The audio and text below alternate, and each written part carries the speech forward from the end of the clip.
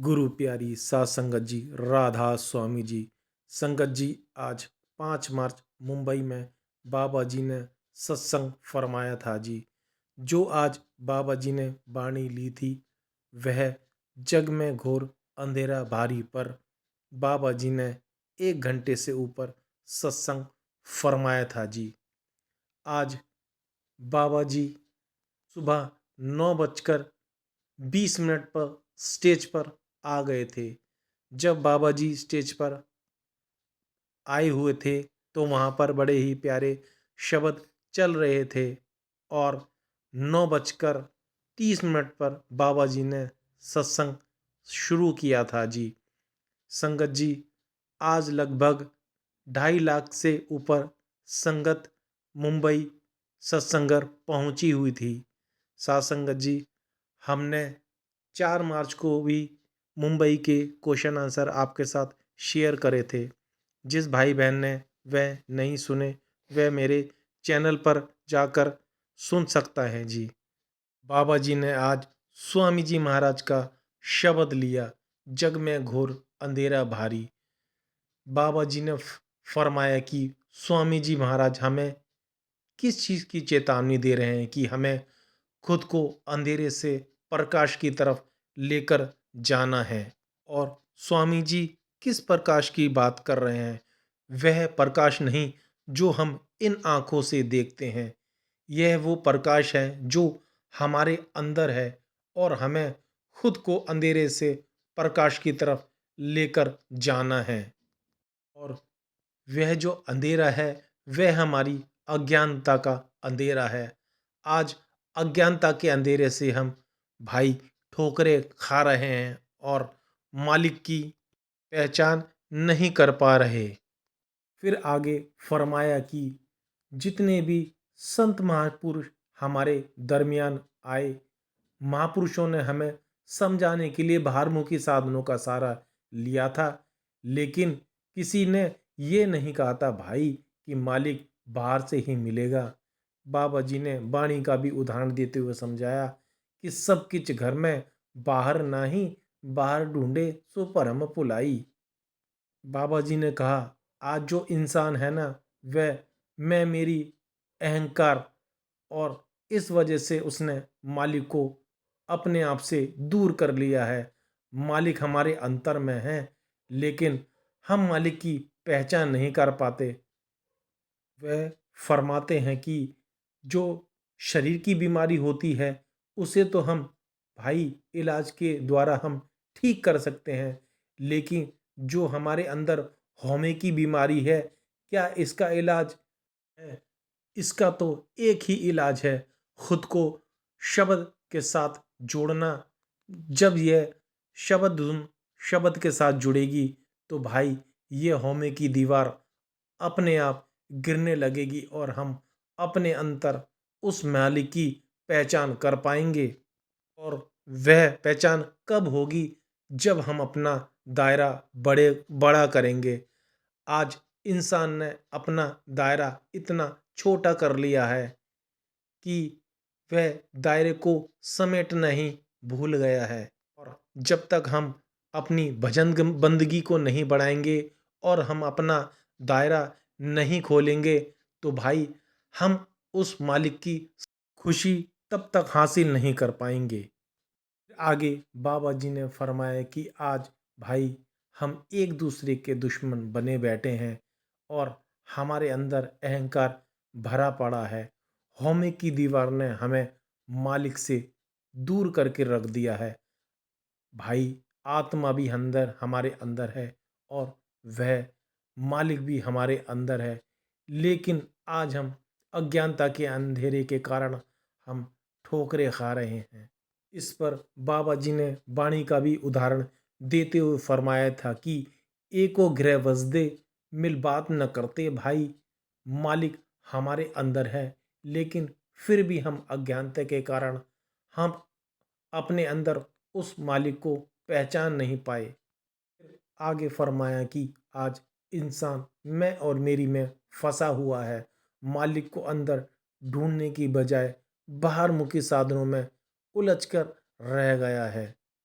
और जितने भी ये भारमुखी साधन थे भाई, ये हमें समझाने के लिए थे, ना कि इसके अंदर हमें उलझने के लिए। जो भी हमें मिलेगा अंदर से ही मिलेगा, बाहर से कुछ नहीं मिलेगा। फिर आगे बाबा जी ने सेवा के ऊपर भी समझाया कि भाई, आज हम थोड़ी सी डेरे में या सत्संग में जाके सेवा कर लेते हैं, तो हम सोचते हैं कि हमें कुछ करने की ज़रूरत नहीं। उन्होंने समझाया कि भाई, यह जो भारी सेवा थी ना, ये तो सिर्फ माहौल बनाने के लिए कही गई थी। असल सेवा तो भजन बंदगी की है। भारी सेवा भाई इसलिए दी जाती है जिससे कि हमारा मन झुकना और नीवा होने सीखे, और जो हमारे अंदर अहंकार है वह खत्म हो। लेकिन असल तो सेवा वह है जो भजन सिमरन की है। फिर आगे बाबा जी ने फरमाया कि ए सेवा चाकरी, नाम वसे मन आए। फिर आगे बाबा जी ने समझाया कि भाई, जिस मालिक ने हमें सब कुछ दिया है, आज हमारे पास उसको देने के लिए कुछ टाइम ही नहीं है, और ना ही हमारे पास उसके लिए कोई वक्त है। आगे बाबा जी ने समझाया था कि भाई, हम कह तो देते हैं हमें उस मालिक से प्यार है, लेकिन जब उसे टाइम देने की बारी आती है हमारी भजन बंदगी की, तब हम कह देते हैं हम पर टाइम नहीं है।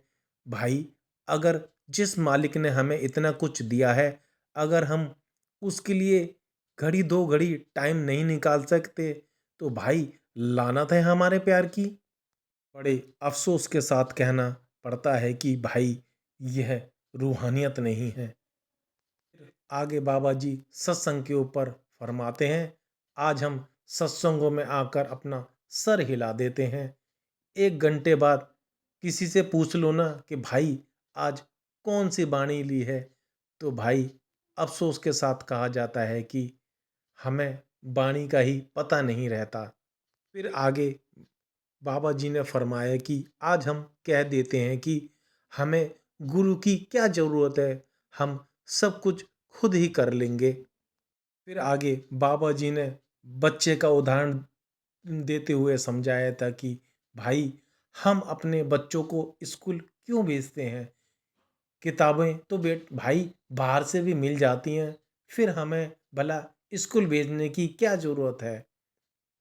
फिर बाबा जी ने समझाया कि भाई, बच्चों को हम सिर्फ इसलिए स्कूल भेजते हैं कि बच्चे को एक माहौल मिल सके, और उस माहौल से वह अच्छी चीज़ सीखे और वह बच्चा आगे बढ़ सके। और और जब रूहानियत की बात आती है, तो हम सोचते हैं कि हम अकेले ही कर लेंगे। कैसे कर लेंगे भाई? यहाँ तो हम बिना गुरु के एक कदम भी नहीं चल पाएंगे। फिर आगे बाबा जी ने फरमाया था कि संतों महात्माओं ने उस मालिक को याद करने के लिए अनेकों लफ्ज़ों का सहारा लिया, लेकिन किसी ने ये नहीं कहा था कि भाई, मालिक दो हैं। बाबा जी ने पलटू साहिब का भी एक उदाहरण देते हुए समझाया था कि पलटू एको एक है, दूजा ना है कोई। आगे बाबा जी ने बच्चे का उदाहरण देते हुए खूबसूरत तरीके से समझाया था कि भाई, अगर हमें किसी बच्चे की हस्ती कायम करनी होती है ना, तो भाई हमें उसे लफ्ज़ के सहारे एक जोड़ दिया जाता है। जब उस लफ्ज़ को याद करते हैं, तो उसका संबंध उस बच्चे के साथ हम जोड़ देते हैं। और जब माँ अपने बच्चे को बुलाती है कि मेरा प्यारा, मेरा दुलारा, मेरा लाडला, तो भाई उससे उस बच्चे की हस्ती तो नहीं बदल जाती ना। वह जो लफ्ज़ लिए थे उसकी हस्ती कायम करने के लिए लिए थे, ना कि अलग करने के लिए। फिर आगे बाबा जी ने 10वीं पातशाही का भी उदाहरण देते हुए समझाया था कि भाई, उस समय मालिक के 1200 से 1300 नाम लिखने के बाद अंत में अनामी लिख दिया था, और बाबा जी ने कहा कि बलहारी जाऊं तेरे नाम पर, मालिक ने जो आज इस सृष्टि की रचना की है, वह पूरी सृष्टि इस नाम के ऊपर है। भाई, मालिक ने अपनी मौज में जिस दिन नाम को वापस बुला लिया ना, तो भाई यहाँ पर परले महापरले आ जाएगी। क्योंकि नाम के बिना यहाँ किसी भी चीज़ की कोई हस्ती नहीं रह जाएगी। फिर आगे मन के ऊपर समझाया था कि मन जो है ना, वह अपनी असल अवस्था को आज भूल कर बैठा है। फिर वाणी का भी उदाहरण देते हुए समझाया था कि ए मन, तू ज्योत स्वरूप है, अपना मोल पहचान। आज हमारा मन जिस अवस्था में है, इसकी वह असल अवस्था नहीं थी। क्योंकि आज इस मन पर जन्मों जन्मों की मैल चढ़ चुकी है। आगे फरमाया था कि जन्म जन्म की इस मन को मैल लागी, काला हुआ सिया। फिर आगे बाबा जी ने बर्तन का भी उदाहरण देते हुए समझाया कि भाई, अगर कोई बर्तन गंदा हो जाता है ना, और हम गंदे बर्तन को रगड़ते रगड़ते हुए साफ करते चले जाएंगे, तो भाई बर्तन एक दिन अपनी असल अवस्था में आ जाएगा।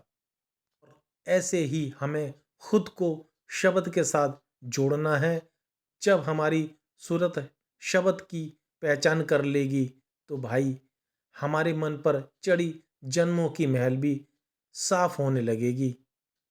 फिर आगे इसको समझाने के लिए बाबा जी ने समझाया था कि भाई, अगर कोई कपड़ा गंदा हो जाता है, तो हम क्या करते हैं कि उस कपड़े को हम धोबी के पास ले जाते हैं कि भाई इसको धो दो, इसमें दाग लगा हुआ है। लेकिन जब वह दाग हटता नहीं या साफ नहीं होता, तो फिर हम उसे क्या करते हैं, तब हम उसे ललारी के पास ले जाते हैं और उससे कहते हैं कि भाई, इस पर दाग लगा है, इस पर कोई गूढ़ा रंग चढ़ा दो। तो वह ललारी क्या करता है कि इस पर वह गूढ़ रंग चढ़ा देता है, जिससे वह दाग दिखता नहीं या वह हट जाता है।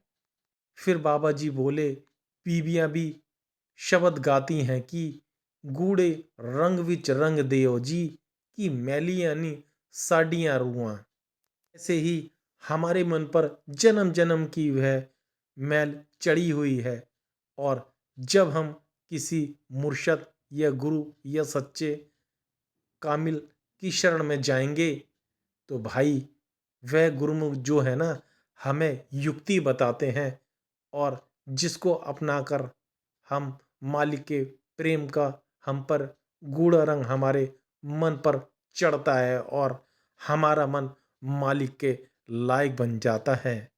फिर आगे बाबा जी ने दर्शनों के ऊपर भी कहा था कि आज हम जो है भारी दर्शनों को देखते हैं, तो हम सोचते हैं कि भाई कितने अच्छे दर्शन हो गए आज। लेकिन आज हम दर्शनों की अवस्था को समझ ही नहीं पाए कि दर्शन कहते किसे हैं। फिर इस पर बाबा जी ने समझाया था कि भाई, दर्शन की तो वह अवस्था होती है, उस अवस्था तक जाने के लिए हमें कहीं जाने की जरूरत नहीं, ना ही गुरु के पीछे की दौड़ने की जरूरत है। दर्शन तो वह अवस्था है जब हम ध्यान को इकट्ठा करके दोनों आंखों के पीछे तीसरे तिल पर हम टिकाते हैं, और जब हम उस अवस्था में आ जाते हैं ना, तो भाई वहाँ पर हमें किसी भी चीज़ का ध्यान नहीं रहता। हमारी सारी सुध बुध खो जाती है। बस टकटकी लगाकर हम देखते रहते हैं। लेकिन हम तो क्या करते हैं, गुरु के पीछे भागने या उनकी गाड़ियों के पीछे भागने में, या माथे टेकने और नाक रगड़ने में ही हम उनको दर्शन कहते हैं। इसलिए बाबा जी भी भाई अक्सर अपने सत्संगों में फरमाते हैं ना, जिसको देने हैं ना, उसको 7 समुंदर पार भी दे देगा। और भाई जिसको नहीं देने, फिर उसको सामने भी आप बिठाकर रख दोगे ना, तब भी वह दर्शन नहीं देगा।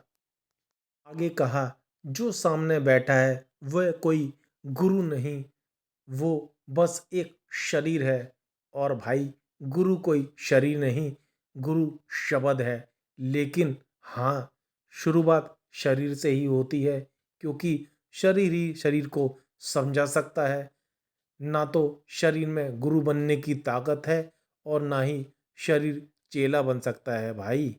जब हम गुरु के बताए हुए युक्ति और उनकी चीज़ों को अपनाकर ध्यान को इकट्ठा करके अपनी सूरत को हम अंतर में शब्द के साथ जोड़ेंगे, तब हमें गुरु की असल पहचान हो पाएगी। फिर आगे बाबा जी ने हुजूर जी का भी उदाहरण देते हुए समझाया था कि भाई, हुजूर जी ने 40 साल तक हमें क्या समझाने की कोशिश की, लेकिन अफसोस के साथ कहना पड़ता है कि हम आज तक समझ ही नहीं पाए। आज भी हम शरीरों के आगे माथा टेकने और शरीर के पीछे दौड़ने को ही असल भक्ति मानकर बैठ गए हैं। आगे बाबा जी ने शाई बुल्ले शाह जी का भी उदाहरण देते हुए फरमाया था कि लख बार जे करे इबादत कदे न बने नमाजी, जे गर प्यार न होसी पल्ले रब न होसी राजी। लाखों बार भी क्यों ना आप माथे टेक लो, भाई रब को खुश नहीं कर पाएंगे। रब की खुशी को भाई तब तक हम हासिल नहीं कर सकते जब तक हम प्रेम और प्यार से उस मालिक की हम भजन बंदगी नहीं करेंगे। अगर हम उसे लफ्ज़ों में जाहिर करेंगे ना भाई, तो लफ्ज़ के साथ सिर्फ हमें लफ्ज़ ही मिलेंगे, और अगर हम करनी में जाहिर करेंगे तो भाई हमें सब कुछ करनी में ही मिलेगा। लफ्ज़ के साथ लफ्ज़ मिलेंगे, करनी के साथ करनी मिलेगी।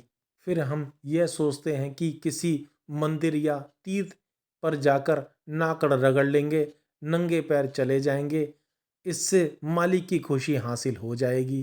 तो इस पर बाबा जी ने समझाया था कि भाई, आज हमने मंदिर के मायने ही अलग बदल दिए हैं। मंदिर किसको कहते हैं? मंदिर का मतलब होता है भाई मन के अंदर है। सच्चा हरि का मंदिर हमारे अंदर है, बाहर नहीं है। बाइबल का भी उदाहरण देते हुए समझाया था कि we are the temple of God. हमारा शरीर ही उस मालिक का सच्चा घर है। फिर आगे समझाया था कि भाई, मालिक ने जो आपको देना था ना, वह सब कुछ दे दिया है। अब उससे मांगने की लोड या ज़रूरत नहीं है। मालिक ने सबसे उत्तम हमें इंसान का जामा बनाकर यहाँ भेज दिया है, और मालिक ने पहले ही इतनी बख्शिश हम पर करके रखी है। हमें मालिक से भला और क्या चाहिए? हमें तो सिर्फ मालिक से मालिक को मांगना है। फिर आगे बाबा जी ने धर्मों के ऊपर समझाते हुए कहा था कि भाई, जब से इंसान इस धरती पर आया है, तब से सिर्फ बांट ही रहा है। जब छोटा था तो खिलौने बांटे, थोड़ा बड़ा हुआ तो उसने जमीन जायदादें बांटने लगा, और भाई आगे चलकर खुद को उसने जात पातों में बांट लिया, फिर देश बांट लिए। और भाई बड़े ही बड़े ही अफसोस के साथ कहना पड़ता है कि वह मालिक जिसे कोई बांट भी नहीं सकता ना भाई, हमने तो उसको भी बांट के रख लिया है। फिर फरमाया कि इंसान आगे भेदभाव, कोई कहता है कि मेरा धर्म बड़ा है, तो कोई कहता है कि भाई मेरी ज़ात बड़ी है, कोई कहता है कि मेरा भगवान बड़ा है, कोई कहता है मेरा खुदा, मेरा अल्लाह बड़ा है। आगे बाबा जी ने कबीर साहिब जी की वाणी का भी उदाहरण देते हुए समझाया था कि जाति पाति पूछे नहीं, हर का भजे सो हर का होई। फिर आगे फरमाया कि भाई, जहाँ पर हमें उस मालिक या सच्चे देश में जाना है ना, वहाँ पर हमारी जात बिरादरी धर्म नहीं देखे जाएंगे, ना ही मज़हब देखे जाएंगे। वहाँ पर तो भाई आपकी भक्ति भावना, आपकी भजन बंदगी देखी जाएगी। आगे बाबा जी ने फरमाया था कि अमला उत्ते होनगे नबेड़े, खड़ियाँ रहनगियाँ जाता। वहाँ उसके घर ना तो भाई कोई जात होगी, ना कोई धर्म होगा, ना वहाँ कोई अमीर होगा, ना कोई गरीब होगा। वहाँ तो बस आपसे यही पूछा जाएगा कि भाई आपने कितनी भक्ति करी है, कितनी नाम की कमाई की है। आगे फरमाया कि आज इंसान धर्म और मज़हब को लेकर सबसे ज़्यादा लड़ाई करता है। बाबा जी ने इकबाल जी का भी उदाहरण देते हुए समझाया था कि इकबाल जी ने कहा था कि मज़हब नहीं सिखाता, आपस में बैर रखना। बाबा जी ने फरमाया कि भाई मालिक ने हमें यहाँ यह जामा जो दिया है वह भाई लड़ने झगड़ने के लिए नहीं दिया है। हमें तो उस मालिक ने उसकी पहचान और उसकी कदर के लिए दिया है। अंत में बाबा जी ने यही फरमाया कि भाई जहाँ पर हमें जाना है वहाँ पर हमारी नाम की कमाई की कदर होगी। बाबा जी बोले नानक के घर केवल नाम। भाई हमें तो उस मालिक के भाने और उसकी रज़ा में रहना है और बिना नाम के कोई मुक्ति नहीं है। और सच्चे दिल से और लगन से जो भी उस मालिक की भजन बंदगी करेगा वही इस सच्चे खजाने का, रूहानी खजाने का हकदार होगा। राधा स्वामी जी। तो साथ संगत जी, यह था वह सत्संग जो आज 5 मार्च मुंबई में बाबा जी ने सत्संग फरमाया था जी। साथ संगत जी, मैं आपको भी कहता हूँ और अपने आप को भी कहता हूँ कि हमें ज़्यादा से ज़्यादा अपने भजन सिमरन को समय देना है, जिससे हम अपने प्यारे बाबा जी और हुजूर जी की खुशी को हासिल कर सकें जी। तो साथ संगत जी, अगर ये आज का सत्संग आपको अच्छा लगे तो आप इसे शेयर भी कर सकते हैं, लाइक भी कर सकते हैं। मेरे चैनल को आप सब्सक्राइब भी कर सकते हैं। अगर आप मेरे चैनल को सब्सक्राइब करें या ना करें कोई बात नहीं, लेकिन अगर आप यहाँ तक आए हैं तो कमेंट्स में राधा स्वामी लिखकर ज़रूर जाएं जी। तो संगत जी, जल्दी ही मिलते हैं एक नई वीडियो के साथ। जब तक आप अपना और अपने परिवार का ध्यान रखिए। आप सभी को दोनों हाथ जोड़कर प्यार भरी राधा स्वामी जी।